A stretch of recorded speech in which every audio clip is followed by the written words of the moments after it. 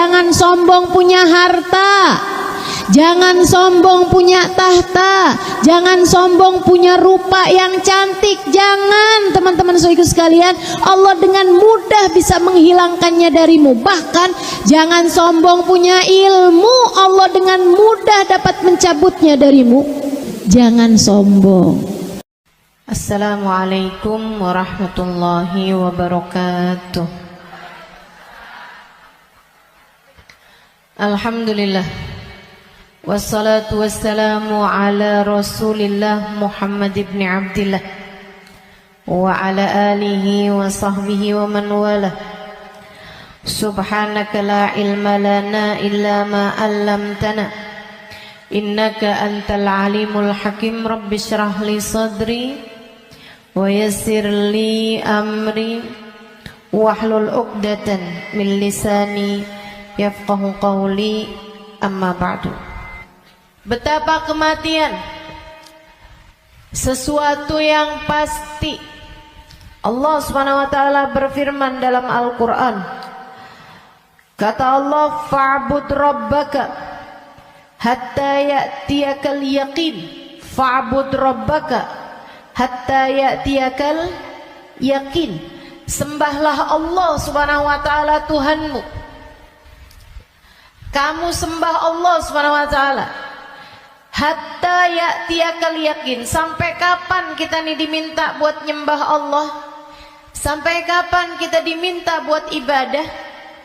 Kata Allah, hatta ya'tiyakal yaqin, sampai datang sesuatu yang pasti. Apa yang pasti? Ayil maut. Yang dimaksudkan dengan sesuatu yang pasti itu adalah mati. Karenanya siapapun kamu di atas muka bumi ini harus belajar berusaha buat jadi hamba Allah Subhanahu wa taala yang taat. Mudah-mudahan Allah mudahkan. Amin ya rabbal alamin. Jadi orang hidup gak ada yang pasti, teman-teman. Gak ada yang pasti buat orang yang hidup. Ada yang mulai dari kecil sakit terus, ada.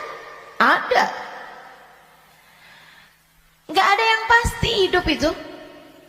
Yang pasti ketika seseorang hidup hanya satu, namanya mati. Kalau kamu diberi kehidupan, maka satu waktu nanti kehidupan tersebut akan diambil kembali oleh Allah Subhanahu wa taala. Sebab memang hidup di dunia, begitu kamu diberi kehidupannya, udah pasti kamu akan berjumpa dengan kematian. Gak ada yang pasti dalam hidup selain mati. Nah, kalau emang yang pasti itu mati, ngapain sisa hidup gak dipakai buat berbekal menuju sesuatu yang pasti? Ngapain bekalannya untuk sesuatu yang gak pasti? Misalnya nih, kamu umur tamat SMA, umur 15. Kalau kamu berpikir bahwa saya umur segini berarti udah deket lagi mau nikah, bekalan menuju nikah. Misalnya, apa yang kamu kerjakan? Hidung kurang mancung, mancungin alis kurang nyelirit, kurang bulan sabit, kamu sabitin alis kamu. Bibir kurang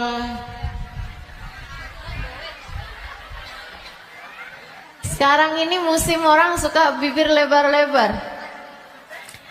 Ya udah dah, saya tambahin biar agak turun bibirnya, biar doer bibirnya. Kalau kamu berpikir bahwa kamu akan menuju kepada kematian, kalau kamu berpikir kamu akan menuju kepada pernikahan, kamu kemudian berbekal menuju ke arah sana. Tapi kan sebenarnya Nikahnya emang udah pasti? Belum. Belum pasti nikahnya. Betul? Orang hidup nggak pasti nikah, teman-teman. Berarti kalau kayak gitu gimana nih caranya nih? Gimana cara kita menjadikan hidup kita bermakna? Takutnya udah siap-siap, tahu-tahu nggak dapet, iya kan? Kan sia-sia. Kalau gitu yang pasti aja, kamu hidup biar bermakna, pastikan hidupmu adalah saatmu berbekal menuju kepada kematian. Saya tuh waktu SD kabarnya pinter. Mungkin ada guru-guru saya di sini. Selamat pagi Bu Guru. Kabarnya dulu pinter waktu saya sekolah. Saudaraku sekalian saya muliakan, tapi saya dulu selalu punya pikiran bahwa bisa jadi umur saya nggak panjang. Walaupun ternyata itu tidak terbukti ya. Sampai dengan sekarang saya masih ada di atas muka bumi ini, udah panjang hidup saya. Dulu itu saya selalu berpikir bahwa bisa saja umur saya nggak panjang. Saya SD, itu saya punya temen sekolah siang, sekolah madrasah, namanya Madrasah Al-Wasliyah. Saya punya temen meninggal dunia, masih seumuran saya gitu kurang lebih.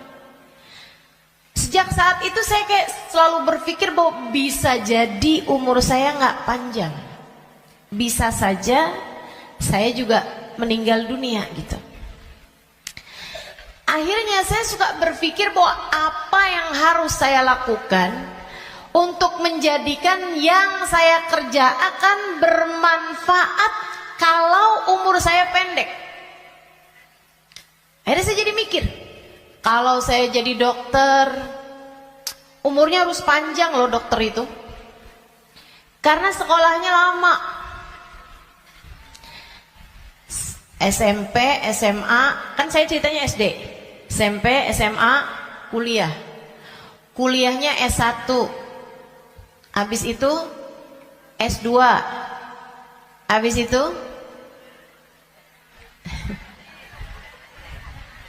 ST katanya. Buat jadi dokter spesialis itu kan mesti banyak sekolahnya. Apalagi kalau mau spesialis yang spesialis lagi gitu.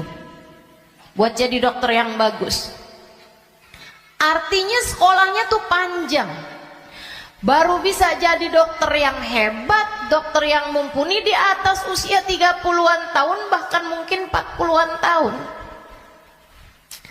Habisnya itu dia praktek mengamalkan ilmunya. Berapa lama?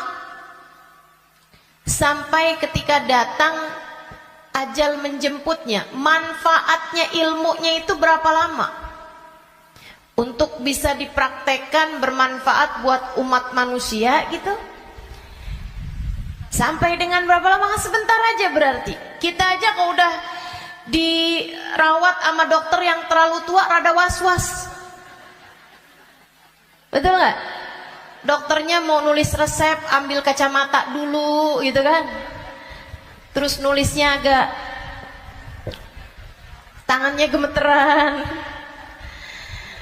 Takut kita. Ini kalau misalnya dia ngelihatnya salah-salah gitu kan. Atau dia mau nyuntik, tangannya udah gemeteran. Waduh, udah kayaknya rada gimana gitu. Tapi kita sama dokter muda juga kita ragu-ragu. Betul gak? Coba tuh. Betapa ternyata mau jadi dokter aja itu umurnya cuman dari sekitar 40 sampai ke 50 atau 60 tahun dah gitu.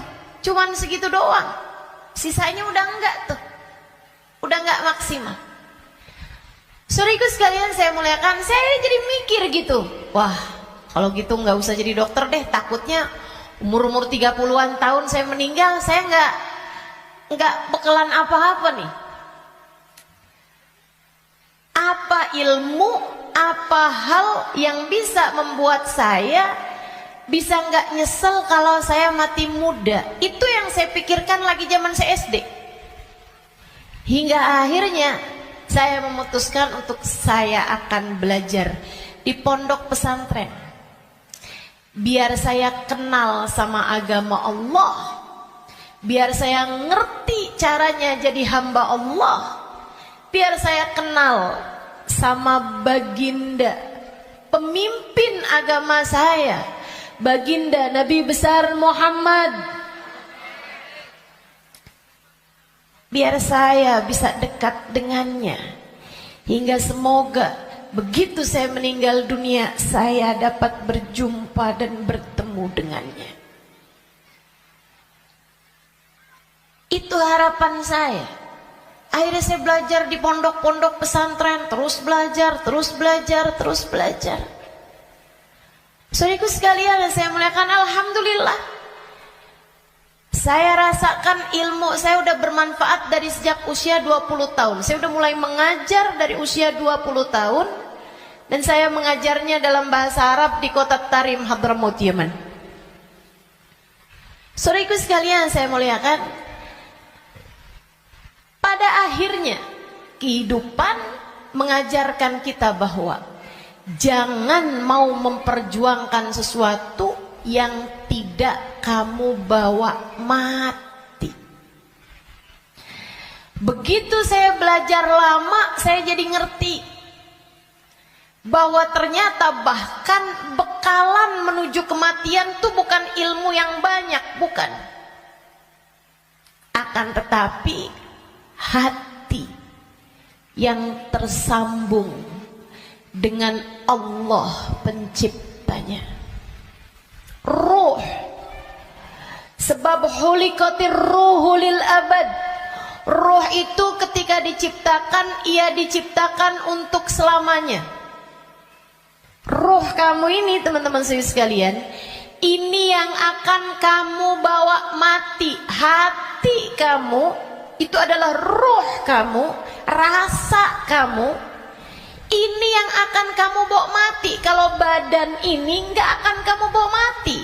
Begitu kamu mati, udah tuh nggak ada lagi urusan sama badan. Badan kamu bisa dimakan merayap-rayap tanah dan habis. Bibir kamu yang selalu kamu lipstikin, wajah kamu yang selalu kamu bedakin, mata kamu yang selalu kamu celain, pakaiin celak, kuku-kuku kamu yang selalu kamu potong setiap kali ia memanjang, badan kamu yang selalu kamu rawat, kamu kasih makan, kamu bersihkan.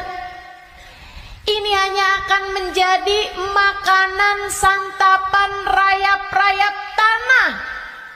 Ulat-ulat tanah nanti akan masuk ke lubang-lubang hidungmu.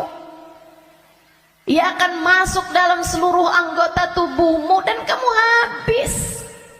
Makanya katanya Sayyidina Ali bin Abi Thalib, siapa yang kerjanya buat badannya, siapa yang hidupnya hanya mementingkan urusan tubuhnya, silakan cari pahalanya kepada rayap-rayap tanah. Silakan minta balasannya kepada rayap-rayap tanah. Ulat-ulat tanah, mereka yang senang banget, wih, mulus. Ih, badannya bagus.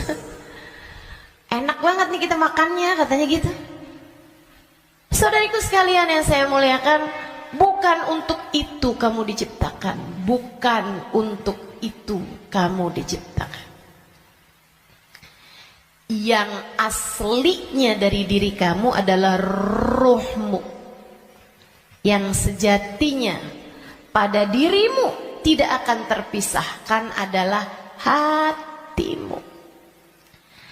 Ala inna fil jasadi mudghah, idza salahat salahal jasad kullah, wa idza fasadat fasadal jasad kullah. Ketahuilah di dalam tubuh manusia terdapat segumpal darah, disebut hati. Jika bagus, bagus semuanya. Jika rusak, rusak semuanya. Ketahuilah, segumpal darah tersebut adalah hati. Disitulah roh ditiupkan.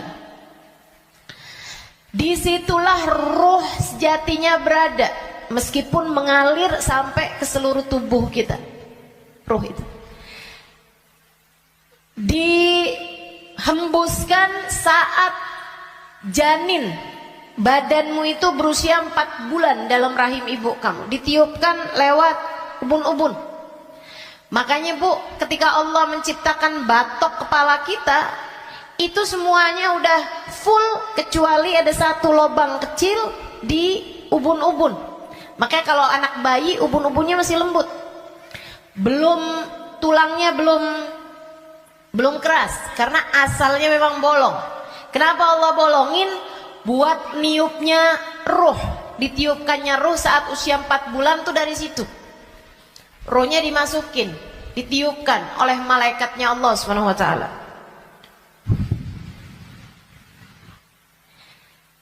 Pusatnya ditaruh di jantung atau di hati, dia pusatnya tuh ditaruh di hati. Menyebar roh tersebut sampai ke ujung-ujung jari. Itu roh. Kalau datang kematian, dicabut lagi dari ubun-ubun. Malaikat pencabut nyawa sama halnya dengan malaikat peniup roh, itu memulai pekerjaannya dari ubun-ubun. Dinyabut nyawanya juga dari sini. Dicabut dari atas kan, yang duluan hilang yang kaki. Makanya orang kalau mati tuh kakinya duluan yang dingin. Yang lain masih hangat tapi kaki udah dingin, itu berarti sudah memulai proses pencabutan nyawa. Sama kayak ada prosesnya bayi ketika keluar, makanya ada istilah pembukaan 1, pembukaan 2, pembukaan 3 tuh. Sama halnya juga dengan peniupan roh. Roh juga begitu. Ketika ditiupkan dan ketika dicabut itu juga seperti itu. Ada masa-masa berhentinya, namanya sakarat. Namanya sekarat. Ala inna lil mauti sakarat, kata Nabi Muhammad sallallahu alaihi wasallam. Ketahuilah, kematian ada sekaratnya. Kematian ada hentakan-hentakannya, enggak sekaligus. Kematian ada tahapan-tahapannya. Ditarik sampai ke lutut. Jadi yang dingin duluan, yang enggak ada ruhnya duluan kakinya. Tarik lagi sampai ke pusar. Pusar kita nih. Tarik lagi sampai ke ulu hati. Banyak orang yang kalau orang tersebut dimurka Allah Subhanahu wa taala, malaikat maut mencabut nyawanya dengan main-main. Dimain-mainin rohnya. Padahal sakitnya setengah mati. Kata Sayyidina Ali bin Abi Thalib, la darba bisayf 30 darbah ahab ilayya min sakrah min sakaratil maut. Badan saya dicacah-cacah pedang 30 kali cacahan pedang lebih saya sukai daripada satu sakaratul maut. Sakit setengah mati. Buat orang yang suka main-main dalam hidupnya, ada banyak di antara mereka yang ketika ajal datang menjemputnya, malaikat maut memain-mainkan saat pencabutan nyawa. Sakitnya luar biasa. Tapi ada banyak juga hamba-hamba Allah yang hidupnya santun, yang hidupnya berakhlak pada Allah, nggak pernah main-main dalam hidupnya. Allah pun memudahkan saatnya sakaratul maut. Kayak doa orang-orang tua kita, Allahumma hawwin alaina fi sakaratil maut. wan najata minan nar.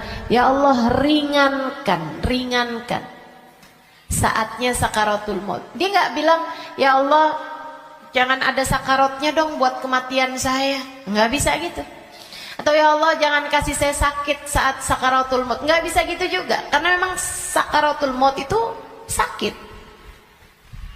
Memang pasti sakit. Jadi yang diminta adalah Allahumma khaffif alaina fi sakaratul maut. Ya Allah ringankan sakitnya sakaratul maut. Apa yang bisa meringankan? Maksudnya ringannya tuh gara-gara apa? Kalau kamu tanya sama saya, Ustazah, ringannya sakaratul maut tuh gara-gara apa? Saudaraku sekalian, sesuatu itu sakit bisa jadi ringan itu karena dua hal.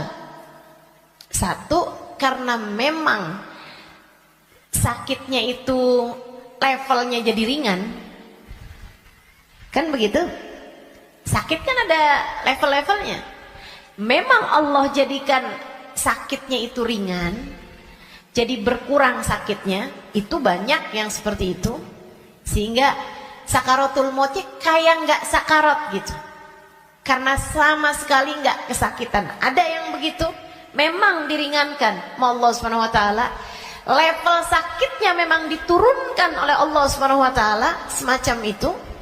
Atau yang kedua, Allah alihkan fokusnya sehingga dia jadi kayak nggak berasa sakaratul maut, karena Allah memalingkan fokusnya bukan kepada sakitnya, tapi kepada sesuatu yang lain. Apa? Allah palingkannya dengan apa? Yang paling indahnya, yang paling enaknya adalah dengan dihadirkannya baginda Nabi besar Muhammad sallallahu alaihi wasallam di saat sakaratul maut tersebut. Sakit, tapi enggak jadi terasa sakitnya sebab ia bisa lihat Nabi Muhammad. Sebab dihadirkan Nabi Muhammad untuknya. Sakit, tapi ya nggak terasa. Gimana coba? Gimana sakitnya mau terasa kalau kamu bisa ketemu Nabi Muhammad? Nabi Muhammad misalnya berkata kepadamu, selamat datang wahai umatku. Ya udah nggak ada lagi rasa sakitnya, teman-teman. Udah jadi indah semuanya. Banyak yang begitu juga. Kekasih berjumpa dengan kekasihnya di saat sakaratul maut. Banyak. Kita ustazah gak tahu deh. Minta aja, doa aja, walaupun gak pantas, biar gak nyesel. Betul gak? Betul gak? Mau doa tapi rasanya kayak gak pantas gitu ustazah. Orang kayak saya kematiannya dijemput sama Nabi Muhammad, emang gak pantas. Yang kayak kamu ngomongin orang, yang kayak kamu kalau sholat berantakan, betul? Ngarepin kematiannya dijemput sama Nabi Muhammad, siapa kamu? Betul gak? Sama. Saya juga berpikir hal yang sama denganmu. Siapa saya? Sampai saya berharap kematian saya dijemput sama Nabi Muhammad. Tidak ada di antara kita yang pantas. Gak ada di antara kita yang layak. Gak ada. Gak ada. Tidak saya, tidak kamu, sama. Sama. Tapi kita tetap berdoa, kita tetap meminta kepada Allah Subhanahu Wa Taala. Kali-kali aja doa kita diijabah. Ya, siapa tahu ya kan?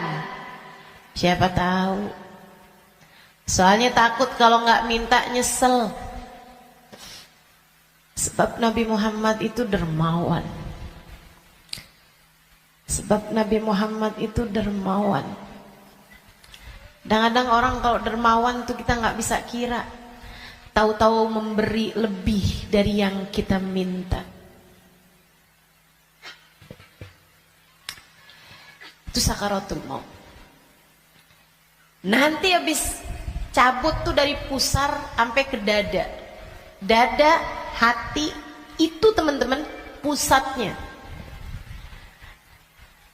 Allati tattali'u alal afidah.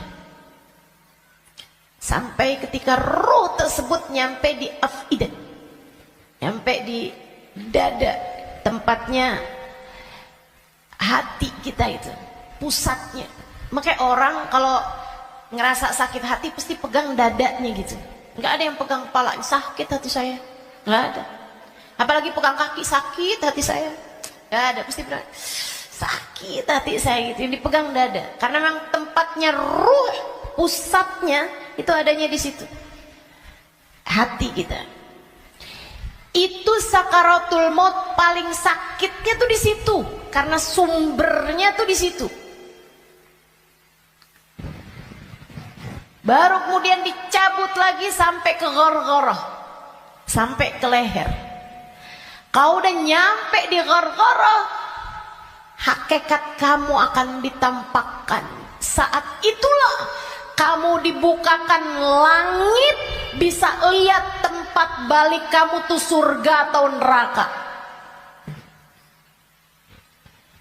Dan itu bisa terjadi tahun depan, dan itu bisa terjadi bulan depan, untukmu atau untukku. Itu bisa jadi di waktu yang masih sisa panjang, bisa jadi juga sudah tinggal sedikit lagi waktumu untuk merasakan apa yang disebut dengan sakaratul maut ini. Semuanya pasti ngalamin. Semuanya nggak ada yang bisa lari. Saat ghargharah, saat nyawa udah sampai di tenggorokan, dibukakan pintu demi pintu, kata Nabi Muhammad. Ketika Nabi bercerita kepada Sayyidah Aisyah, ya Aisyah, man ahabba liqa Allah, ahabballahu liqa'ah, wa man kariha liqa Allah, karihallahu liqa'ah. Wahai Aisyah, siapa yang senang saat perjumpaannya dengan Allah, Allah pun senang berjumpa dengan dia. Siapa yang benci berjumpa dengan Allah, Allah pun benci berjumpa dengan dia. Ya Rasulullah, walakinnana nakrahul maut. Bukannya semuanya takut memati, Rasul? Takut kan gak senang? Bukankah kita semuanya takut mati, Rasul? Kalau takut mati kan artinya kita nggak seneng. Kalau kita nggak seneng, Allah nggak seneng juga dong ketemu kita. Nggak gitu Aisyah. Tapi nanti saat ghargharah, saat nyawa sudah di tenggorokan, Allah akan bukakan langit-langit, dan Allah akan perlihatkan tempat kembali bagi roh seseorang. Rohnya itu baliknya kemana? Siapa yang ketika dibukakan langit-langit tahu tempat kembalinya adalah neraka, dia pun takut ketemu sama Allah, dia benci berjumpa dengan Allah, Allah pun benci berjumpa dengannya, walaupun dia bunuh diri sekalipun. Dia bunuh diri nih, pengen mati kan orang bunuh diri. Tapi begitu ruhnya sampai di tenggorokan, begitu dia lihat tempat kembalinya adalah neraka, dia pun takut, kepengen gak jadi bunuh diri. Dia pun pengen balik hidup lagi, karena dia lihat ternyata tempat kembalinya adalah neraka yang sangat menakutkan. Dia benci berjumpa dengan Allah, Allah pun benci benci berjumpa dengannya. Sebaliknya, orang mukmin, orang yang tawadhu, orang yang hidupnya buat nyari Allah, walaupun sebenarnya takut, walaupun sebenarnya ngeri, tapi saat langit dibuka, dia diperlihatkan bahwa tempat kembalinya adalah surga. Dia pun rindu, dia pun ingin, dia pun cinta untuk berjumpa dengan Allah. Dia pun bahagia, dia sukacita berjumpa dengan Allah. Allah pun sukacita berjumpa dengannya. Allah pun suka untuk berjumpa dengannya. Nih, saat ghargharah ini Allah cerita dalam Al-Quran di surat Al-Mu'minun, hatta idza jaa ahadahumul maut qala rabbi irji'un la'alli a'malu salihan fima taraktu kalla innaha kalimatun huwa qailuha wa min waraihim barzakhun ila yaumi yub'atsun. Sadaqallahul azim. Kata Allah, sampai ketika kematian datang kepada kalian, ketika ruh sampai di tenggorokan, dia akan berkata, Rabbirji'un, balikin saya lagi ya Allah, balikin saya lagi ya Allah. Setahun, biarkan saya tinggal lagi di dunia setahun ya Allah. Nggak boleh sebulan ya Allah, nggak boleh seminggu ya Allah. Minggu depan deh ya Allah, matinya minggu depan aja. Gak boleh minggu depan, sehari ya Allah. Besok mati gak apa-apa, jangan sekarang.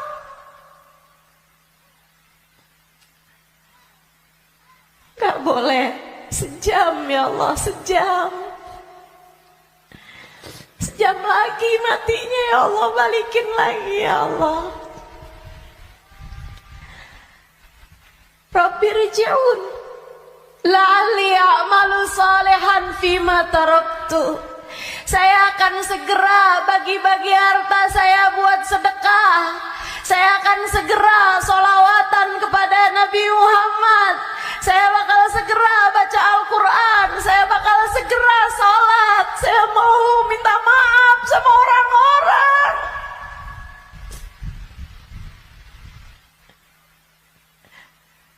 Saya mau minta maaf sama orang-orang. Sisakan untuk waktu walaupun 1 jam. La'alli a'malu salihan fima taraktu. Aku akan mengerjakan kebaikan yang selama ini saya tinggalkan.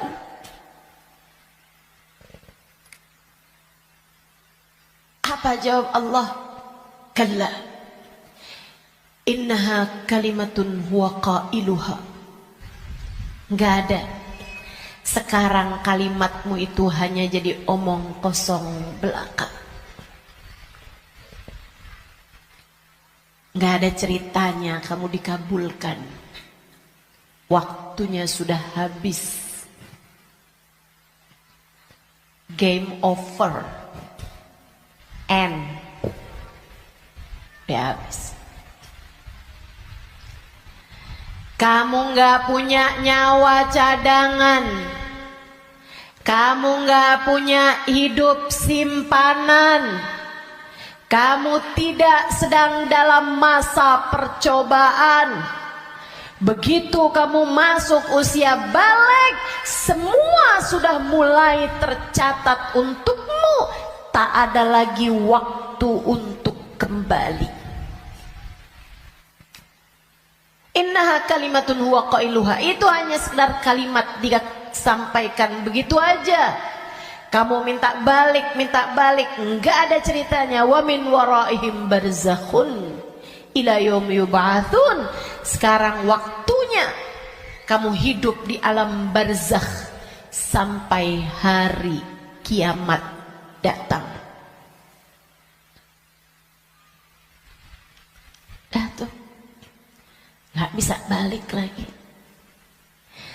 Makanya serem sama kematian, teman-teman, karena dekat.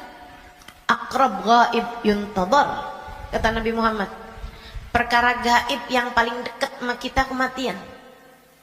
Si ini meninggal, si itu meninggal, si itu meninggal, si itu meninggal. Semua meninggal.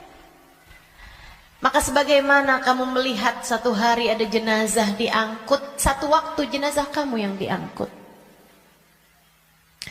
Sebagaimana kamu lihat ada nama seseorang, kamu dengar nama seseorang diumumkan di masjid, satu waktu namamu yang akan diumumkan di masjid. Kamu lihat satu hari ada nama seseorang muncul dengan ucapan berbela-sungkawa, turut berduka cita, yang ada di Instastory orang-orang, satu waktu nama kamu yang akan ditulis di situ. Sebagaimana ada broadcast di grup-grup WhatsApp yang menuliskan nama-nama orang dengan ucapan meninggal dunia, satu waktu akan ada namamu yang ada di situ. Inna lillahi wa inna ilaihi roji'un. Turut berduka cita atas meninggalnya Halimah binti Utsman al-Idrus. Akan ada waktunya. Semua akan ada waktunya. Semua akan ada gilirannya. Pasti, tanpa terkecuali. Kamu akan datang giliranmu, pasti, tanpa terkecuali. Kamu bakal mati, Bu. Kamu akan mati, Dek. Kamu bakal mati, Nak. Pasti. Masalahnya tinggal, akankah Allah berkenan menerimamu? Saya tuh dulu suka liatin tulisan kalau ada orang meninggal dunia, semoga rohnya diterima di sisi Allah. Saya suka mikir gitu, ya masa ditolak? Ya diterima lah. Fakta membuktikan. Kita nggak pernah lihat ada orang habis meninggal dunia terus balik lagi. Lah, bukannya kamu seminggu yang lalu meninggal? Oh, nggak diterima. Pernah? Nggak pernah. Ya saya suka pikir gitu. Ya diterima lah. Masa mau ditolak? Orang meninggal mau meninggal gitu. Tapi sesudah saya belajar, itu waktu saya kecil mikirnya begitu.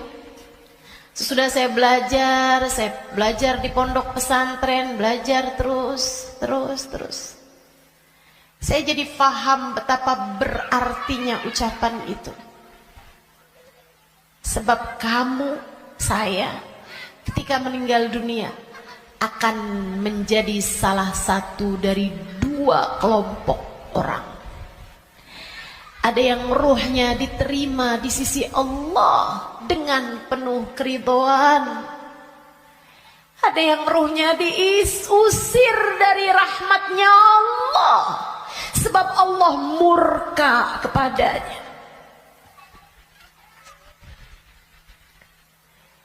Kalau waktu hidup kayak gini nih, kamu lagi punya perlu, kamu datang ke rumah saudaramu, ditolak dari yang satu, bisa kamu datang ke tempat saudaramu yang lain. Anak kamu harus masuk rumah sakit, harus segera dioperasi, misalnya gitu. Harus ada DP yang harus kamu bayar, atau ada keperluan apapun misalnya. Kamu bisa datang ke tempat saudaramu, dia nggak bukain pintu, kamu bisa datang ke tempat yang lain. Dia nggak ngasih, kamu bisa datang ke tempat yang lain. Kamu misalnya mau bikin kopi, gulanya nggak ada, misalnya gitu, kamu bisa datang ke tempat saudara kamu, sebelah kamu, tetangga kamu, nggak dikasih, nggak dibukain pintu, atau dia bilang nggak ada misalnya, bisa lagi ke tempat saudaranya, tempat sebelahnya. Orang hidup ini andai ditolak dari yang satu, kita masih punya pilihan tempat yang lain. Seapa-apanya masih ada pilihan tempat yang lain. Tapi kalau kamu meninggal dunia, kamu hanya akan menjadi wa inna ilaihi raji'un, hanya akan kembali kepada Allah Subhanahu wa taala.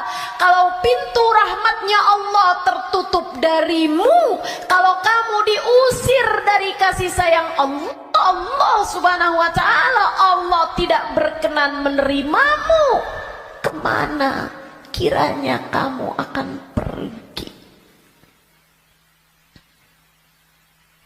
Terusir dari pintu rahmatnya Allah, kamu mau kemana? Bu, Kak, Dek, Nak, saya sampaikan ini dengan sungguh-sungguh. Jangan pernah mau main-main dalam hidupmu. Jangan main-main sama hidup. Sebab selama kamu hidup, kematian masih akan membayangi. Dan begitu datang kematian sementara Allah belum ridho kepadamu, sangat mungkin ruhmu tidak diterima Allah, hingga Allah pun mengusirmu dari pintu rahmatnya, dan kamu dikembalikan kepada lembah kemurkaannya.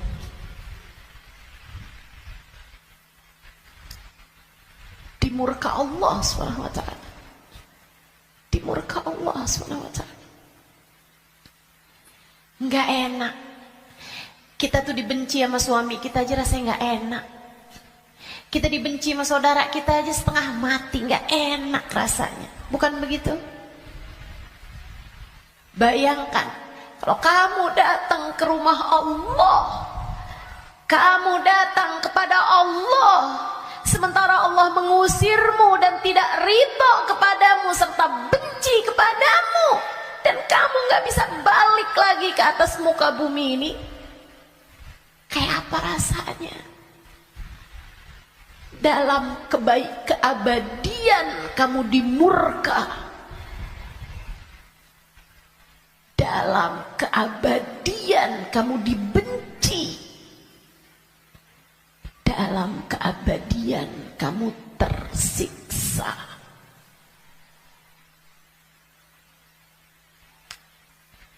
Nggak akan sabar, nggak akan sabar. Makanya sekarang nih di dunia kamu masih bisa sabar. Kalau lagi nggak enak sabar aja. Malam-malam ngantuk mau tahajud, yang sabar. Bangun tahajud, yang sabar.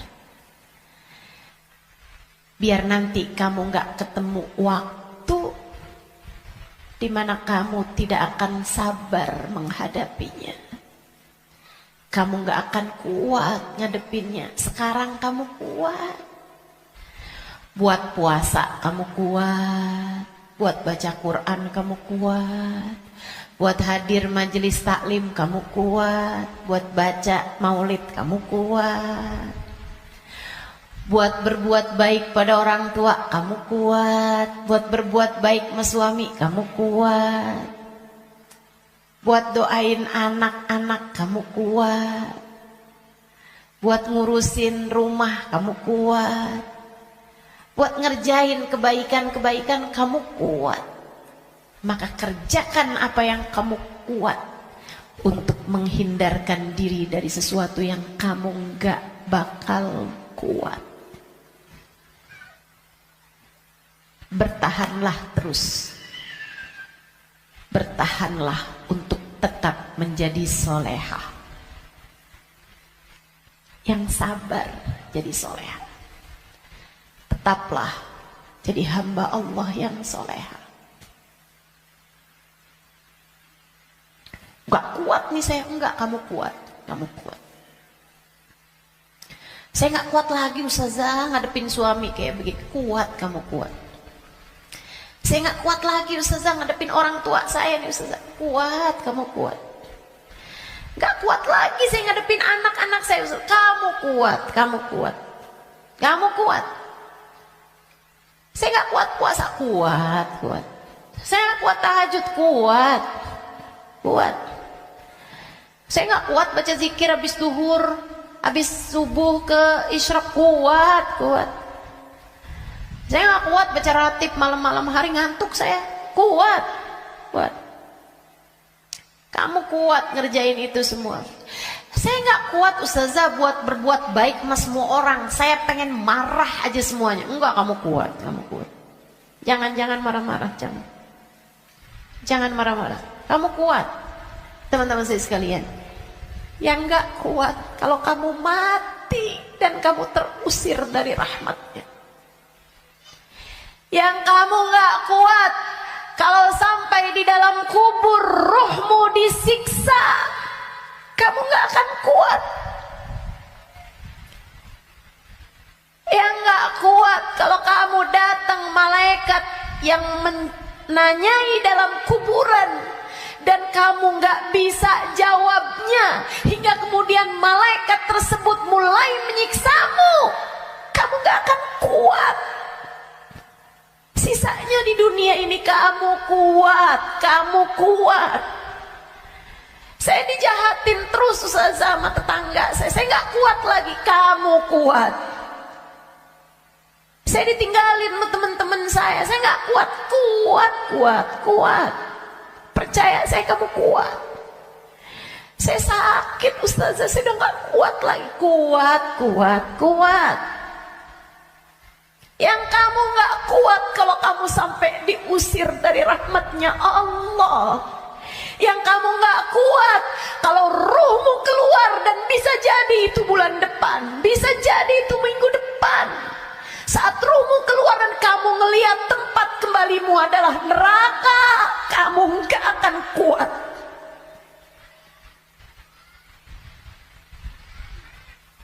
Gak akan kuat. Saat kamu berkata, Rabbirji'un la'alli a'malu salihan fima taraktu. Ya Allah, balikin saya ke dunia ya Allah. Balikin saya, kasih saya hidup lagi ya Allah. Itu yang kamu gak akan kuat. Sekarang di dunia semuanya kamu kuat jalaninnya. Kuat. Kamu mampu. Kamu bisa bertahan untuk tetap menjadi solehah. Percaya saya. Saya sangat miskin Ustazah, saya udah gak kuat lagi hidup di dunia ini. Kamu kuat, kamu kuat. Saya ambil utang aja Ustazah, dipinjol, saya udah gak kuat lagi. Kamu kuat, jangan utang. Jangan utang. Jangan ambil utangan. Apalagi pakai riba. Lebih kamu nanti tambah rusak jalannya, tambah salah hidup kamu. Kamu kuat menjalani kehidupan di atas muka bumi ini teman-teman. Yang kamu gak kuat kalau sampai mati Allah murka padamu. Kamu gak akan kuat. Maka yuk berbekal. Dengan apa berbekalnya? Satu, hidup yang benar. Tetaplah istiqomah.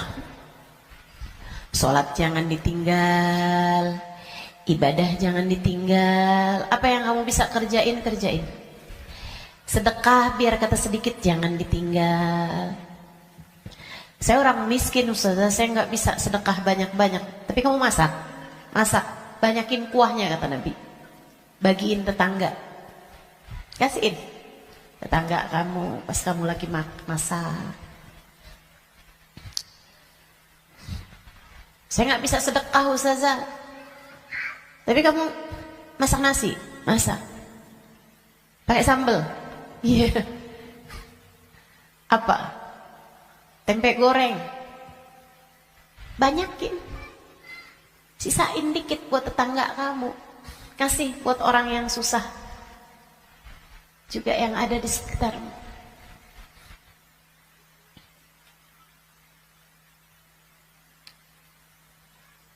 Itu pesan Nabi kita Muhammad SAW. Berbuat baik. Saya nggak bisa Ustazah, saya nggak ada sesuatu yang bisa saya sedekahkan. Senyum, bisa bukan? Kamu punya bibir? Ya punya sih Ustazah. Ya udah senyum aja kalau gitu.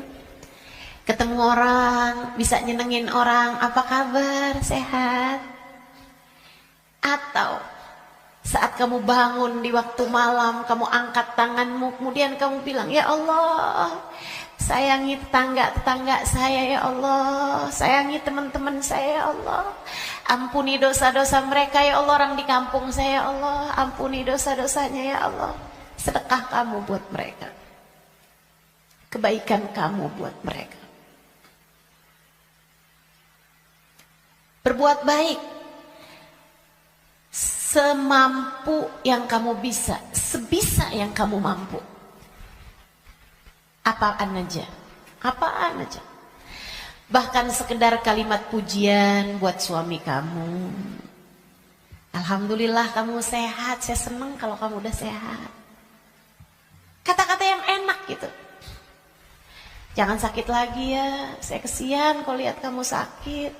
Saya sayang sama kamu. Kalimat yang enak. Ganti kalimat-kalimat yang gak enak. Udah sehat kan, berarti bisa kerja lagi kan. Susah kalau kamu sakit nih. Terus kita mau makan apa kalau kamu sakit terus-terusan? Gak enak banget sih kalimatnya. Kamu bakal mati, maka pilihlah kalimat yang gak jadi penyesalan bagimu sesudah kematianmu. Yang bagus ngomongnya, yang bagus. Jangan sakiti hati orang. Iya Kak? Bu? Dek? Ucapanmu kepada orang tuamu nak, yang bagus, yang bagus. Mama yang sehat ya Ma. Mama yang sehat. Enggak kok, mama nggak pernah ngerepotin. Saya senang ada mama.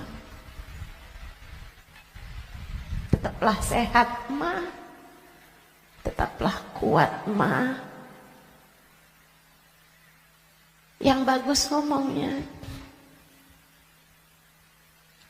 Nanti nyesel kalau kamu yang pergi atau mamahmu yang pergi.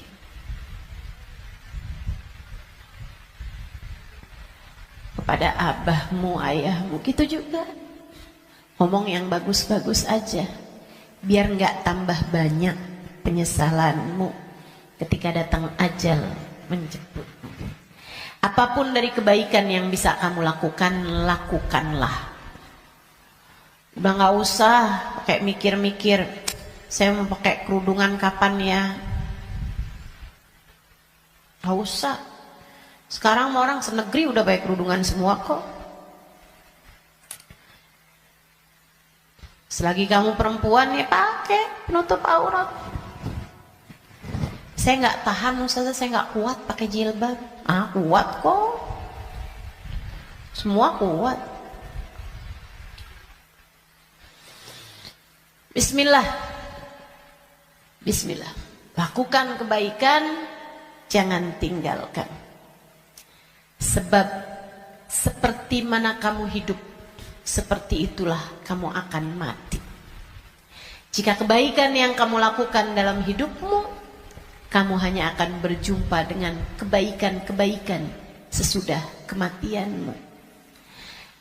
Kebaikan kamu lakukan karena Allah, Allah akan membalasmu dengan kebaikan-kebaikan dari sisinya. Dan itu akan sangat menyenangkan. Kama ta'ish tamut. Sebagaimana kamu hidup, seperti itu pula lah kamu akan mati.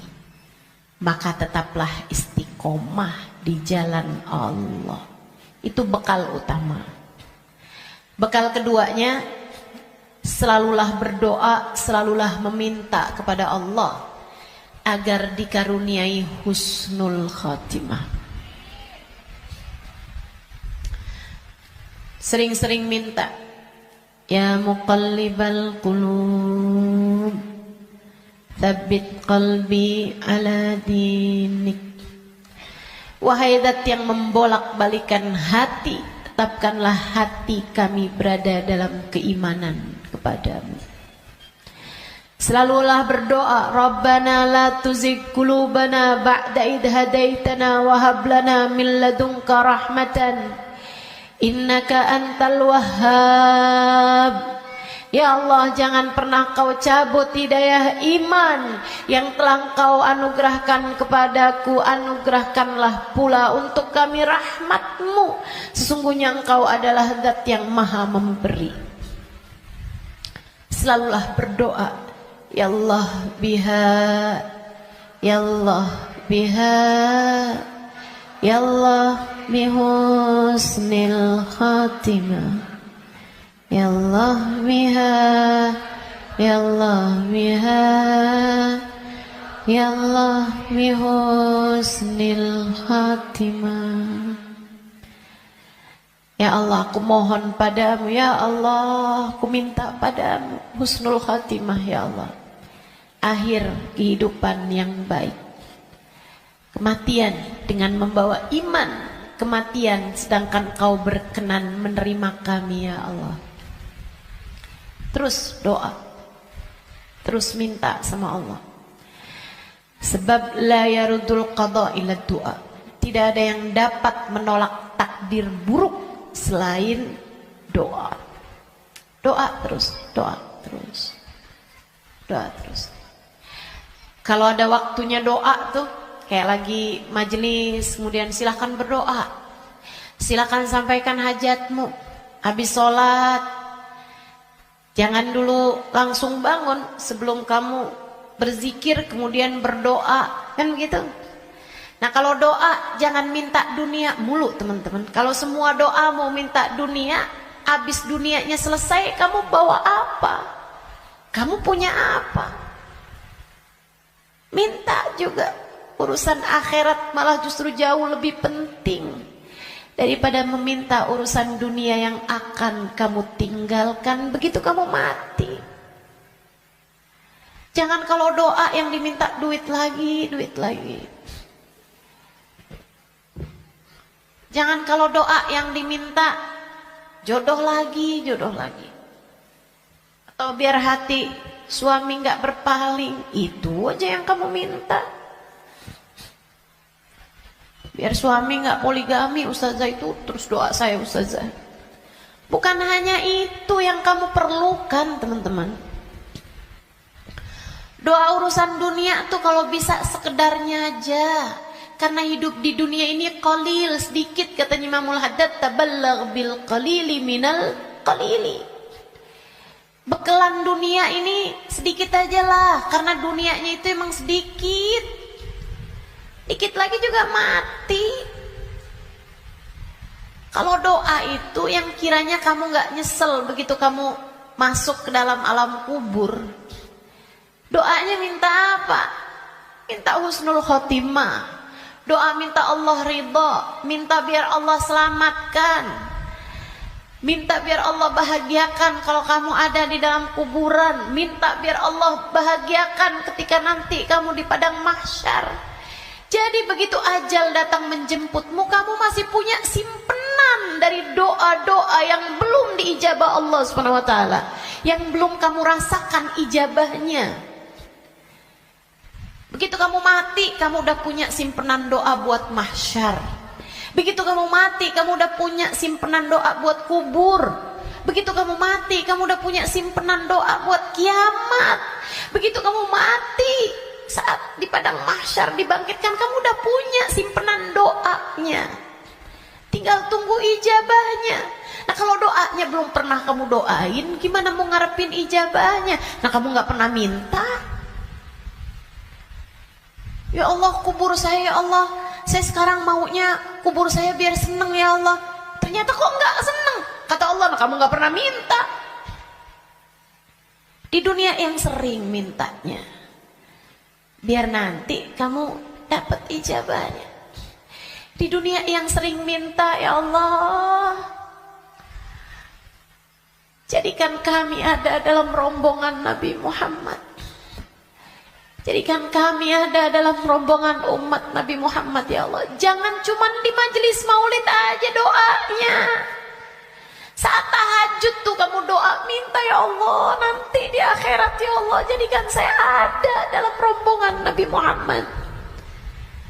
Biar nanti begitu kamu mati, kamu udah punya simpenan doanya, tinggal nunggu ijabahnya. Kata Allah, ud'uni astajib lakum, mintalah, niscaya akan aku beri. Jadi di akhirat kamu tinggal nungguin saat doamu diijabah. Sebab kalau kamu mintanya nanti gitu kan di akhirat, ya itu tadi kata Allah, innaha kalimatun wa qailuha. Kalimatmu tuh gak ada artinya lagi, gak ada maknanya lagi. Sebab akhirat bukanlah tempat berbuat. Dunia nih tempatnya berbuat.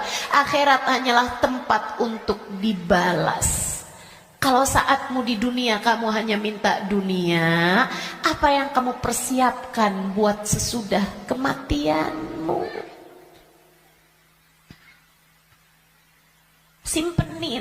Simpenin doa-doa yang banyak buat akhirat, karena akhirat itu jauh lebih panjang, jauh lebih penting, jauh lebih berarti, jauh lebih bermakna. Dunia ini hanya sebentar, teman-teman. Jangan sampai nyesel. Jangan sampai nyesel. Doa. Doa tidak pernah hanya sekedar. Itu adalah semua yang kamu perlukan. Kita semua perlu doa. Semua perlu doa. Makanya banyak-banyak doa. Minta sama Allah agar kehidupan kamu sesudah kematian menjadi kehidupan yang menyenangkan. Amin ya Rabbal. Satu tadi istiqomah taat, bekal menuju kematian ya. Yang kedua tadi apa? Doa. Yang ketiga, teman-teman saudaraku sekalian, bekal menuju kematian itu ampunan dari Allah Subhanahu wa taala. Itu bisa kamu dapat dengan memohon ampunan, beristighfar dan bertaubat, meninggalkan dosa-dosa.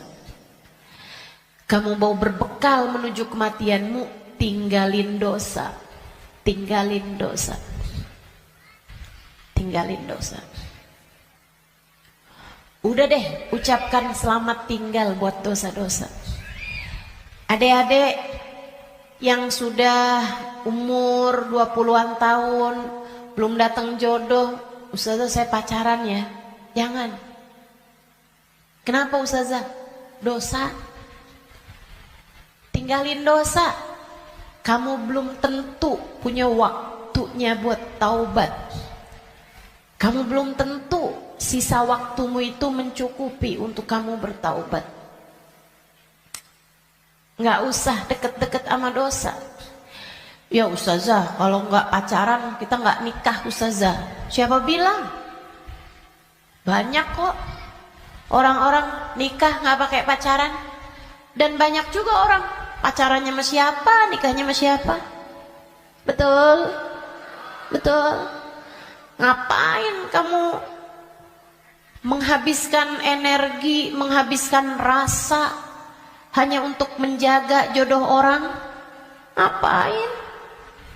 Udah jauh lebih aman kamu gak usah jagain jodoh orang. Kamu jagain hidup kamu sendiri. Sebab yang akan mendapatkan balasannya adalah dirimu sendiri. Dek, Nabi Muhammad tuh seneng sama pemuda-pemuda yang taat. Lebih daripada senengnya Nabi Muhammad sama orang-orang tua yang taat.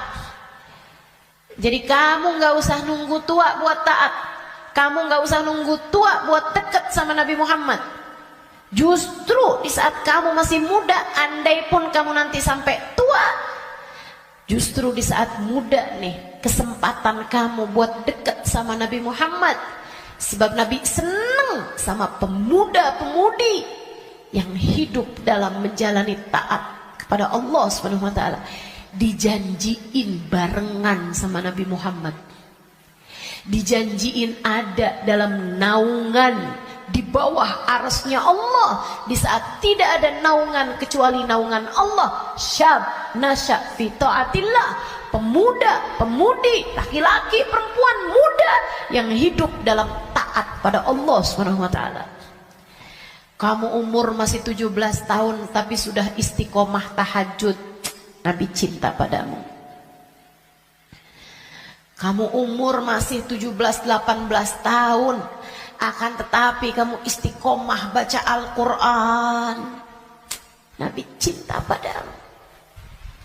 Umur masih belasan tahun, tapi kamu udah punya zikiran yang kamu istiqomahkan baca. Kamu udah punya solawatan yang kamu istiqomahkan baca. Kamu bahkan nyaris hafal kitab-kitab maulid yang berisi sejarah hidupnya Nabi Muhammad. Fix, kamu pantas dicinta sama Nabi Muhammad.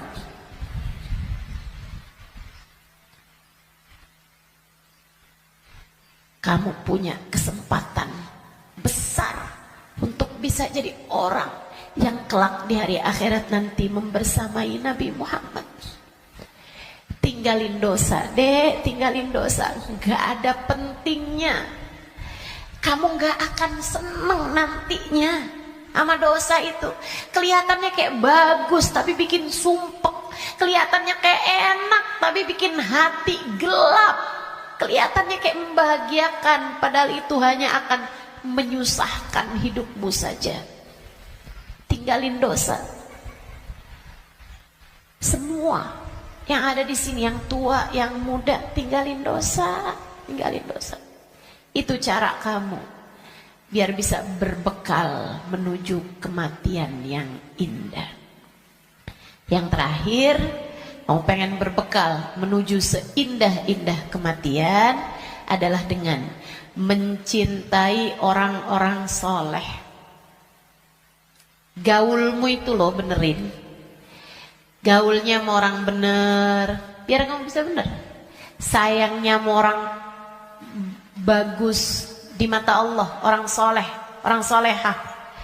Sayangnya sama ulama, sayangnya sama guru-guru, gitu kan? Sama ustadz, sama ustadzah, sama kiai, sama bunyai, sama habib, sama habibah, muhbabah.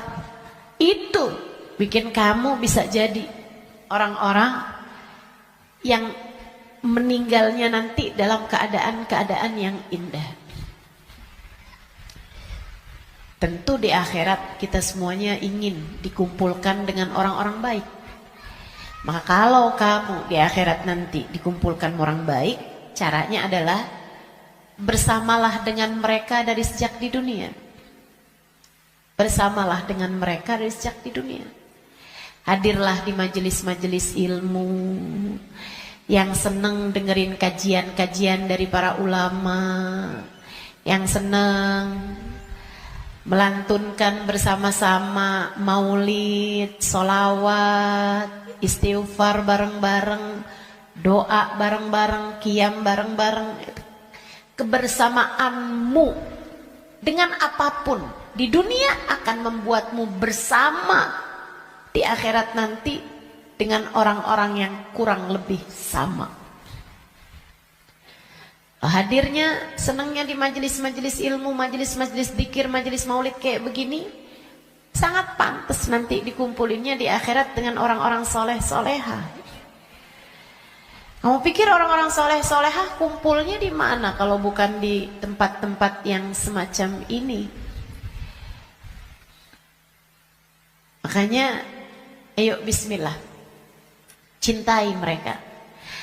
Andai pun kamu nggak lagi bersama dengan mereka, para ulama-ulama, para hamba-hamba Allah soleh-soleha, tetaplah bersama dengan mereka dalam doa. Saat doa, sertakan hamba-hamba Allah yang soleh-soleha. Guru-gurumu doain, ulama-ulama doain, orang-orang tercinta di sisi Allah doain. Ustazah, kan gak manfaat ya Ustazah, saya ini kan orang punya banyak dosa, ngapain doain guru-guru saya, orang-orang taat semua, ahli-ahli ibadah semua, ngapain saya doain? Saya jauh lebih perlu buat didoain sama mereka daripada saya mendoakan mereka. Andai pun begitu, ini masalah keberpihakan, ini masalah kebersamaan, ini masalah urusan penautan hati. Teman-teman serius sekalian, saya doakan guru-guru saya doakan Habib Umar bin Hafid, saya doakan Hubabah Nur, saya doakan Habib Zain bin Smith, saya doakan mereka biar hidupnya menyenangkan, biar betah hidupnya di dunia, biar sehat. Saya doakan mereka biar semakin dicinta Allah, semakin disayang Allah. Saya doakan semoga lancar dakwahnya, semoga bahagia hidupnya. Saya doakan. Teman-teman saudaraku sekalian, saya doakan. Walaupun saya yakin saya lebih memerlukan doa mereka daripada doa saya. Apalah arti doa saya untuk mereka? Saya tahu itu. Tapi saya tetap berdoa untuk sebuah keberpihakan. Saya doa untuk sebuah keberpihakan. Saya doa. Teman-teman saudaraku sekalian saya muliakan, kamu tahu nggak? Kalau ada artis-artis dunia, aktor-aktor dunia, pemain bola sakit misalnya, yang doain ribuan orang, yang doain bahkan mungkin jutaan orang mendoakan orang tersebut, yang bahkan mohon maaf banyak diantara mereka yang nggak beriman kepada Allah.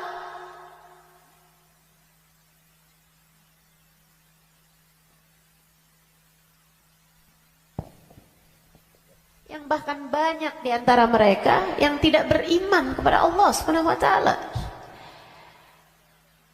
Kenapa orang-orang mau mendoakan orang tersebut? Itu dia tuh namanya keberpihakan, penautan hati. Kita doain guru-guru kita walaupun kita merasa kita lebih perlu doa mereka daripada doa kita, daripada mereka terhadap doa kita, biar Allah tahu ada orang-orang soleh dalam lisan-lisan kita. Biar Allah tahu ada mencintai para ulama di dalam hati kita. Biar Allah lihat hati kita punya cinta yang besar kepada hamba-hamba yang tercinta di sisi Allah. Pada akhirnya biar Allah tahu kita ada di jalan mereka. Kita ada di jalan mereka. Biar semoga di akhirat nanti Allah membersamakan kita bersama dengan mereka. Penting mencintai orang-orang soleh. Sebab almar'u ma'aman ahab, seseorang di akhirat nanti hanya akan dikumpulkan dengan orang yang dia cintai. Dan yang paling penting buat kita cintai, nomor satu, yang ada di puncaknya adalah baginda kita Nabi besar Muhammad. Maka bekal terbesar untukmu datang di negeri akhirat adalah dengan kamu mencintai dan banyak menyebut nama Nabi Muhammad dalam solawat-solawatmu kepadanya. Kata beliau, siapa yang suka memuliakan akhir-akhir segala sesuatu, Allah akan memuliakan akhir kehidupannya dengan husnul khotimah. Allah itu menjadikan al-umur bi khawatimiha. Segala urusan tergantung dari bagaimana akhirnya. Kata Nabi kita Muhammad sallallahu alaihi wasallam, al-umur bi khawatimiha. Segala urusan tergantung dari bagaimana akhirnya. Kita punya kehidupan, ini tergantung dari bagaimana akhirnya. Demikian pula dengan keadaan-keadaan kita. Allah SWT menjadikan akhir-akhir segala sesuatu tuh yang paling bagusnya. Kayak makanan aja, kata Nabi Muhammad, al-barakah fil akhir. Berkah adanya di akhirnya. Makanya jangan ninggalin sisa di makanan. Yang paling berkahnya justru ada pada bagian akhirnya. Saudara sekalian, saya muliakan, hari nih, sepanjang hari sama sepanjang malam, yang paling bagus bagian akhirnya. Sepanjang hari ini paling bagusnya saat menjelang maghrib, saat sore tuh, jelang-jelang maghrib. Sama waktu paling afdol bahkan dalam sehari semalam adalah bagian terakhir dari waktu malam, thuluthul lailil akhir, sepertiga malam yang terakhir. Bahkan dalam hadis Nabi Muhammad SAW mengatakan, Innallaha yanzil fi thuluthil lailil akhir wa yunadi hal min mustaghfirin hal min taib. Sesungguhnya Allah SWT turun di sepertiga malam yang terakhir, kemudian manggil-manggil, mana nih di antara hambaku yang mau bertaubat, yang mau kembali, aku akan terima. Mana nih di antara hambaku yang mohon pertolongan, aku akan beri padanya pertolongan. Siapa nih di antara hambaku yang memohon ampunan, aku akan beri padanya ampunan. Hal min talib hajatin, siapa nih di antara hambaku yang meminta satu hajat, fauniluhul matalib, maka aku akan kabulkan segala hajat-hajat. Waktu paling mustajab di akhir malam, sesaat menjelang subuh. Sampai-sampai dikatakan ma'uqitatil wilayah illa fi jawfil lail. Tidak diberikan kewalian kecuali di malam yang sangat gelap, di kegelapan malam. Kapan kegelapan malam? Malam semakin gelap, pertanda fajar sebentar lagi terbit. Artinya bahwa waktu paling gelapnya malam adalah di bagian terakhirnya malam. Nah, itu para wali-wali jadi wali karena mereka ada di waktu tersebut sedang munajat, sedang berdoa, sedang meminta, sedang ibadah pada Allah Subhanahu wa taala. Jadi kalau lagi mikir gitu, jangan-jangan saya wali. Coba diingat-ingat, tahajudmu gimana? Ibadahmu di waktu malam gimana? Yang masih banyak tidurnya kayak kita ini udah deh, yang penting selamat, gak usah ngarep jadi wali. Sedikit sekalian, waktu paling mustajab, waktu paling berkah di akhir bagian malam. Demikian pula dengan akhirnya minggu, hari Jumat. Hari Jumat itu akhirnya minggu. Nah, itu kan paling afdol. Hari dalam seminggu paling afdolnya adalah hari Jumat. Sedikit sekalian saya muliakan, kemudian akhir bulan itu namanya ayyamusud, hari-hari gelap. Sunnahkan untuk berpuasa, sebagaimana disunnahkan pula untuk berpuasa pada hari-hari terang, yaitu ayyamul bid, tanggal 13, 14, 15 dari tiap bulannya. Nah, itu merupakan waktu-waktu yang mustajab, termasuk juga yang segera akan kita jelang secara khusus, yaitu akhir tahun kita ini, waktu yang sangat mulia. Beliau mengatakan, Habib Umar bin Hafid mengatakan, kamu kalau pintar menghormati akhir tahun, akhir hari, akhir malam, gitu kan ya, akhir dari segala sesuatu kamu suka muliakan, maka Allah SWT akan memuliakan hidupmu dengan akhir yang terbaik.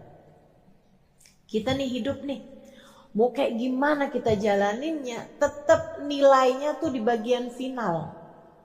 Sama tuh kayak orang lomba mau maraton kah, lomba mau cepet-cepetan setir mobil misalnya, lomba mau cepet-cepetan apapun aja, itu urusannya sama akhir, teman-teman. Gak ada orang ceritanya lomba maraton siapa yang paling cepat jalan di awal, gak ada. Pasti apakah dia nyampe garis finish apa enggak? Apakah dia nyampe bagian akhirnya apa enggak? Yang awalnya santai-santai bahkan paling belakang, kalau akhirnya dia sampai di garis finish dalam keadaan paling awal, dia terhitungnya adalah juaranya, pemenangnya. Demikian pula dengan hidup kita. Andai ada orang sepanjang hidup berbuat dosa, kata Nabi kita Muhammad sallallahu alaihi wasallam, "Lau anna imra'an", andai ada seseorang dia ngerjain perbuatan dosa sepanjang hidupnya, kemudian di akhir hidupnya dia bertaubat, di akhir hidupnya dia kembali, kemudian dia diakhiri hidupnya dalam keadaan baik, maka dia akan masuk ke dalam surga Allah Subhanahu wa taala. Orang nih kafir sepanjang hidup, begitu akhir kehidupannya masuk Islam.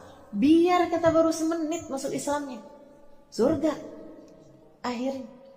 Semua tergantung dari gimana akhirnya. Saudara sekalian saya muliakan, namun sebaliknya juga, dan ini yang kita ngeri.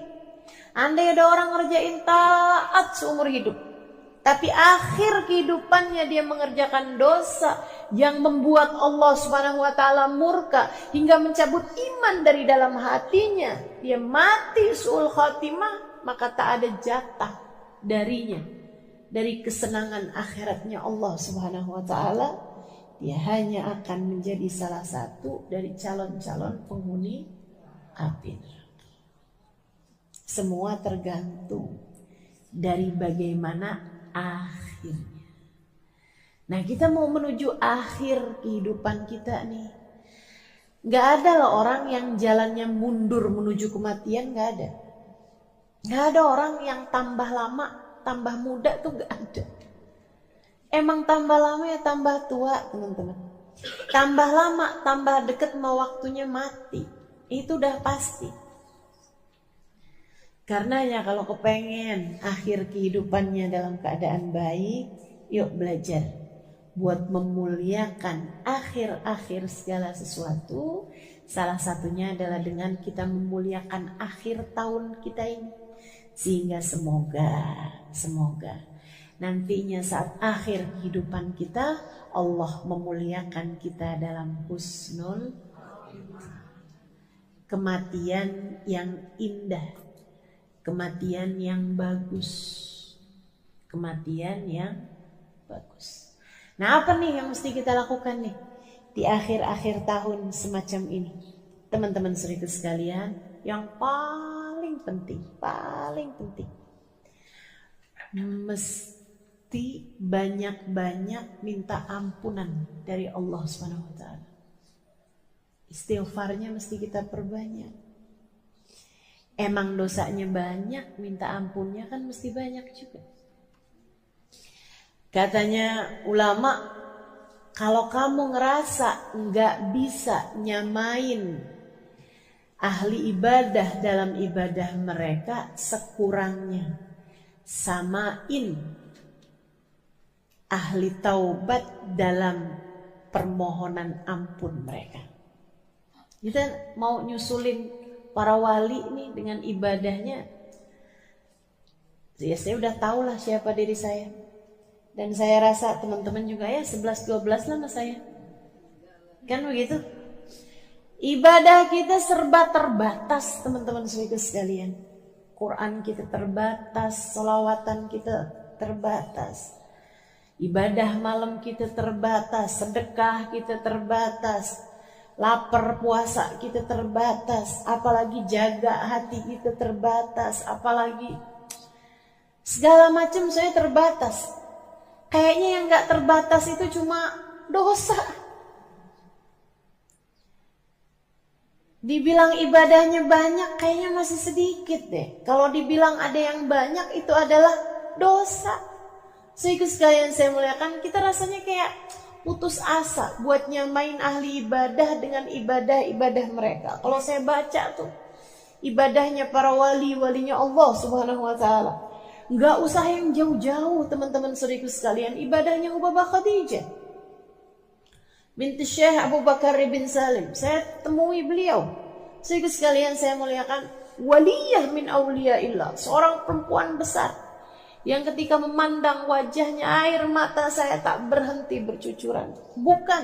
Bukan karena wajahnya sangat cantik, rupawan, saya bukan. Tapi mungkin itu adalah bagian dari apa yang disebutkan oleh Nabi Muhammad SAW. Ketika ditanya tentang seorang wali itu yang kayak gimana, kata Nabi Muhammad menjawab, alladzina idza ru'u dzukirallah. Orang-orang yang ketika kamu memandang wajahnya mengingatkanmu kepada Allah. Para walinya Allah Subhanahu wa taala. Jalla jalaluhu wa ta'ala azamatuh. Saudariku sekalian saya muliakan, Hubabah Khadijah. Teman saya ada yang nanya, "Babah, gimana sih Hubabah nih ibadahnya apa?" Kata beliau, "Nak, saya suka istighfar. Terutama di waktu malam." Kapan Hubabah istighfarnya? Berapa banyak Hubabah istighfarnya? Saya nggak pernah ngitung. Mulai jam berapa Hubabah istighfarnya? Habis selesai sebagian witir, dia bilang salat isya, dia kerjain witir beberapa rakaat. Beliau bilang habis makan malam, mulai itu saya duduk siapin 5 kurma sama air. Dia bilang saya mulai baca istighfar yang beliau baca, astaghfirullah lil mu'minin wal mu'minat. Itu istighfarnya Hubabah Khadijah. Ya Allah, saya mohon ampun untuk semua orang Islam, baik laki-laki maupun yang perempuan. Astaghfirullah lil mu'minin wal mu'minat. Dia bilang saya baca itu nggak saya hitung. Sampai saya berasa haus, saya minum air. Sampai nanti saya berasa mulai lapar, saya makan, mulai pengen istirahat, saya makan 1 kurma, saya minum airnya, saya baca lagi. Ntar udah kayak berapa lama gitu kan, mulai kering tenggorokannya, minum airnya lagi, makan kurmanya. Dia bilang kalau udah 5 kurma selesai, udah tuh saya berdiri. Jam berapa kira-kira Hubabah? Ketika biasanya dia bilang ketika saya mendengar suara tarhim di masjid di malam besok. Itu ibadah para hamba-hamba Allah Subhanahu wa taala. Jalla jalaluhu wa ta'ala azamatuh. Teman-teman sekalian saya muliakan, para walinya Allah Subhanahu wa taala, kasih Allah Subhanahu wa taala, demikian keadaan mereka. Gak usah jauh-jauh. Mungkin Hubabah Khadijah masih agak nggak kelihatan mata gitu. Teman-teman sekalian, Hubabah Nur. Teman-teman semua alhamdulillah matanya telah diizinkan Allah memandang wajah wanita mulia itu. Hubabah Nur binti Habib Muhammad bin Abdullah Al-Haddad alaiha ridwanullah. Itu saudaraku sekalian saya muliakan.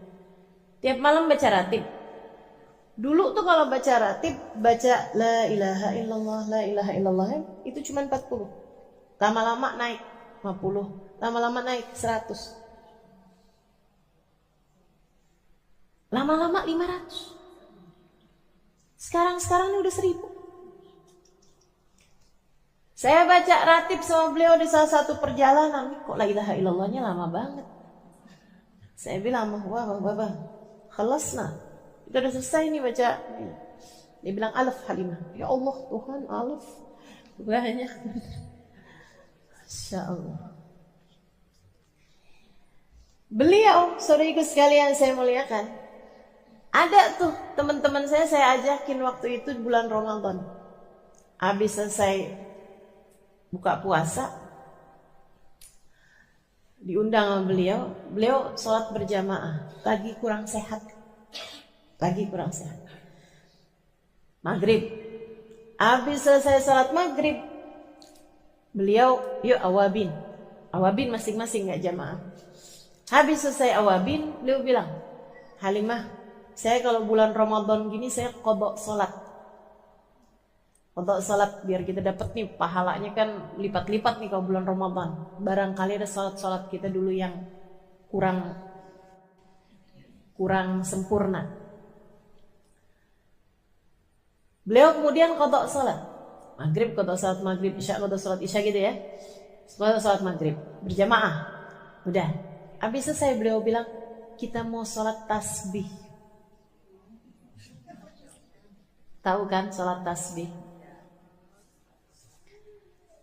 Isya, habis isya, ba'diyah isya ma'awabin 6 rakaat, habis itu salat qadha 3 rakaat maghrib, habis itu salat tasbih 4 rakaat dengan baca tasbihnya kan 300 kali itu kan.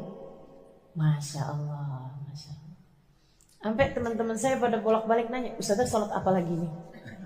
Ini salat apa lagi? Kita belum selesai apa salatnya. Masya Allah. Ubah. Segitunya beliau bilang, saya ini lagi kurang sehat, Halimah doain. Saya bilang nih kita nih dapetin kurang sehatnya Hubabah. Sehatnya kita aja kayak nggak nyampe gitu. Gimana kalau beliau pas lagi sehatnya? Subhanallah, subhanallah. Ibadah, teman-teman sekali. Ibadah. Kita nggak bisa nih nyamain ibadahnya ahli ibadah. Ya sekurangnya lah kita nyamain istighfarnya, permohonan ampunnya ahli taubat. Biar jangan sampai ibadah banyak kagak, dosa banyak iya tapi nggak dapetin ampunan banyak.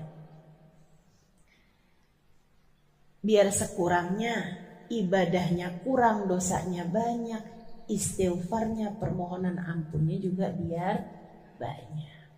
Jangan sombong punya harta, jangan sombong punya tahta, jangan sombong punya rupa yang cantik. Jangan, teman-teman saudaraku sekalian, Allah dengan mudah bisa menghilangkannya darimu. Bahkan jangan sombong punya ilmu, Allah dengan mudah dapat mencabutnya darimu. Jangan sombong. Assalamualaikum warahmatullahi wabarakatuh. Alhamdulillah, wassalatu wassalamu ala Rasulillah Muhammad ibn Abdillah wa ala alihi wa sahbihi wa man walah. Subhanaka la ilma lana illa ma 'allamtana, innaka antal alimul hakim. Rabbi shrah li sadri wa yassir li amri wahlul 'uqdatan min lisani yafqahu qawli. Amma ba'du. Betapa kematian sesuatu yang pasti. Allah Subhanahu wa taala berfirman dalam Al-Qur'an. Kata Allah, fa'bud rabbaka hatta ya'tiyakal yaqin.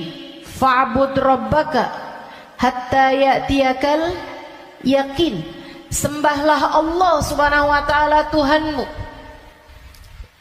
Kamu sembah Allah Subhanahu wa taala hatta ya'tiyakal yaqin. Sampai kapan kita nih diminta buat nyembah Allah? Sampai kapan kita diminta buat ibadah? Kata Allah, hatta ya'tiyakal yaqin, sampai datang sesuatu yang pasti. Apa yang pasti? Ayil maut. Yang dimaksudkan dengan suatu yang pasti itu adalah mati. Karenanya siapapun kamu di atas muka bumi ini harus belajar, berusaha buat jadi hamba Allah Subhanahu wa taala yang taat. Mudah-mudahan Allah mudahkan. Amin ya rabbal alamin. Jadi orang hidup gak ada yang pasti, teman-teman. Gak ada yang pasti buat orang yang hidup. Ada yang mulai dari kecil sakit terus ada. Gak ada yang pasti hidup itu. Yang pasti ketika seseorang hidup hanya satu, namanya mati. Kalau kamu diberi kehidupan, maka satu waktu nanti kehidupan tersebut akan diambil kembali oleh Allah Subhanahu wa taala. Sebab memang hidup di dunia Begitu kamu diberi kehidupannya, udah pasti kamu akan berjumpa dengan kematian. Nggak ada yang pasti dalam hidup selain mati. Nah, kalau emang yang pasti itu mati, ngapain sisa hidup nggak dipakai buat berbekal menuju sesuatu yang pasti? Ngapain bekalannya untuk sesuatu yang nggak pasti? Misalnya nih, kamu umur tamat SMA, umur 15. Kalau kamu berpikir bahwa saya umur segini berarti udah deket lagi mau nikah, bekalan menuju nikah. Misalnya, apa yang kamu kerjakan? Hidung kurang mancung, mancungin alis kurang nyelirit, kurang bulan sabit, kamu sabitin alis kamu. Bibir kurang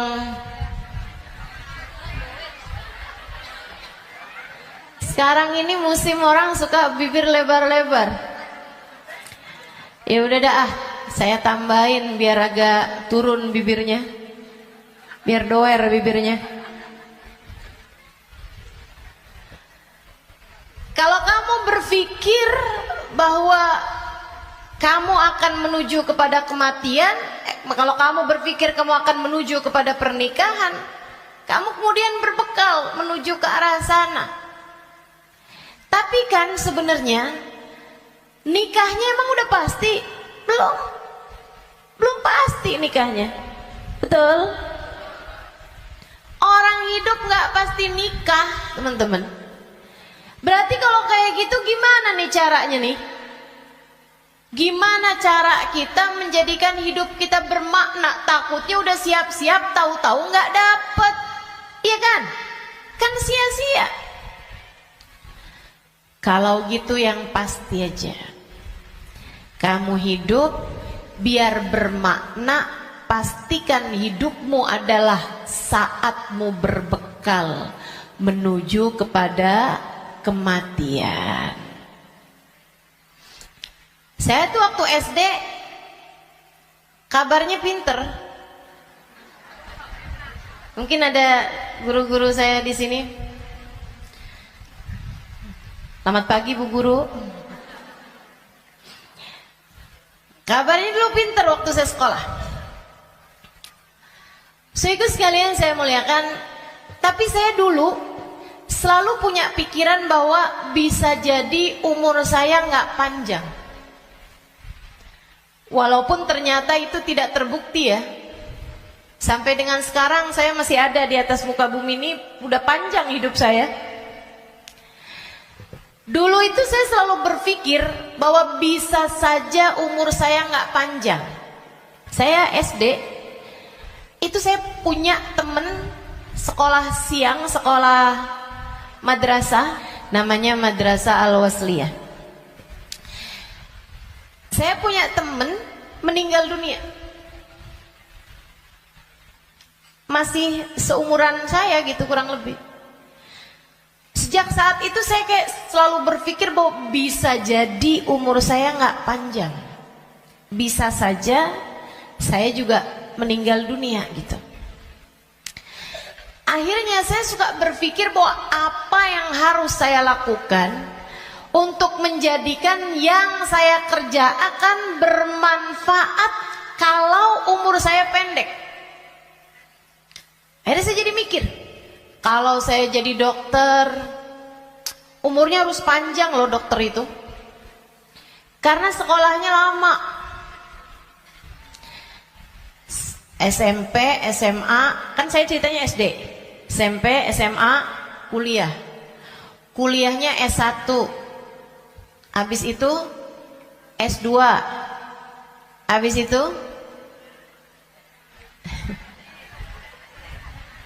ST katanya. Buat jadi dokter spesialis itu kan mesti banyak sekolahnya. Apalagi kalau mau spesialis yang spesialis lagi gitu. Buat jadi dokter yang bagus. Artinya sekolahnya tuh panjang. Baru bisa jadi dokter yang hebat, dokter yang mumpuni di atas usia 30-an tahun, bahkan mungkin 40-an tahun. Habisnya itu dia praktek mengamalkan ilmunya. Berapa lama? Sampai ketika datang ajal menjemputnya. Manfaatnya ilmunya itu berapa lama? Untuk bisa dipraktekkan bermanfaat buat umat manusia gitu. Sampai dengan berapa lama? Sebentar aja berarti. Kita aja kalau udah dirawat sama dokter yang terlalu tua rada was-was. Betul nggak? Dokternya mau nulis resep, ambil kacamata dulu gitu kan. Terus nulisnya agak tangannya gemeteran. Takut kita. Ini kalau misalnya dia ngelihatnya salah-salah gitu kan. Atau dia mau nyuntik tangannya udah gemeteran. Waduh, udah kayaknya rada gimana gitu. Tapi kita sama dokter muda juga kita ragu-ragu. Betul gak? Coba tuh.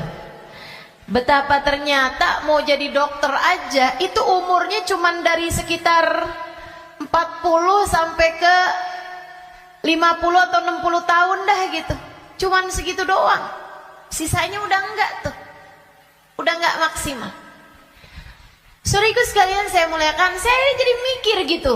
Wah, kalau gitu nggak usah jadi dokter deh, takutnya umur-umur 30-an tahun saya meninggal, saya nggak bekalan apa-apa nih.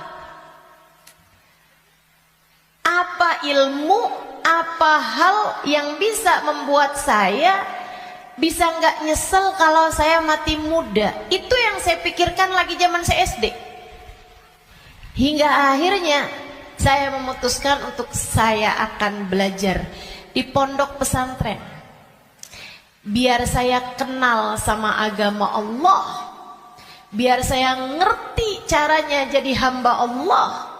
Biar saya kenal sama baginda pemimpin agama saya, baginda Nabi besar Muhammad. Biar saya bisa dekat dengannya.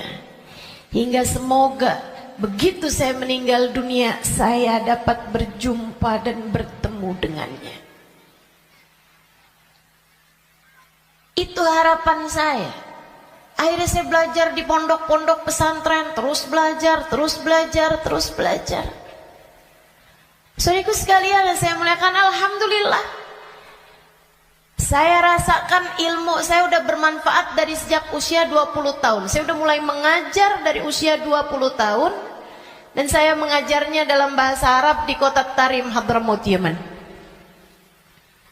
Saudaraku sekalian, saya muliakan.